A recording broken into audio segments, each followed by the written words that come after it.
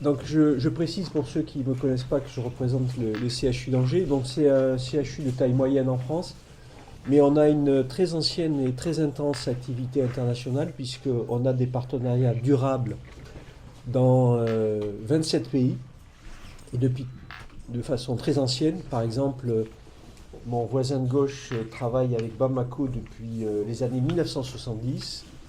Et à ce titre, on a en permanence au moins un stagiaire étranger.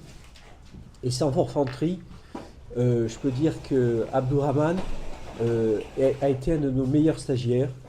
Et donc, c'est important de le dire parce que on a quand même beaucoup de visiteurs. Et c'est, comme vous l'avez dit, mesdames, c'est quand même le garant. Et c'est sur des personnalités comme ça, et probablement d'autres, que repose le succès de ce centre.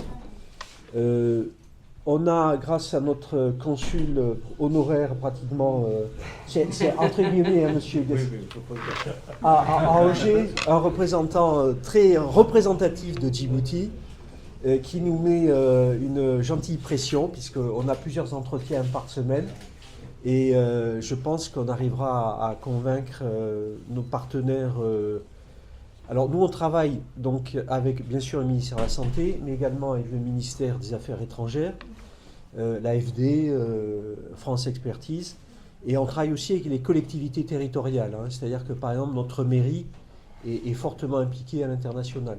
Donc je pense qu'on arrivera à construire un partenariat qui a eu un petit peu de retard au démarrage, mais il y a quand même plein de projets qui ont été retardés avec le Covid. Un partenariat durable qu'on a vu donc avec monsieur le secrétaire général, avec madame la directrice générale de la Caisse nationale de sécurité sociale dans plusieurs domaines.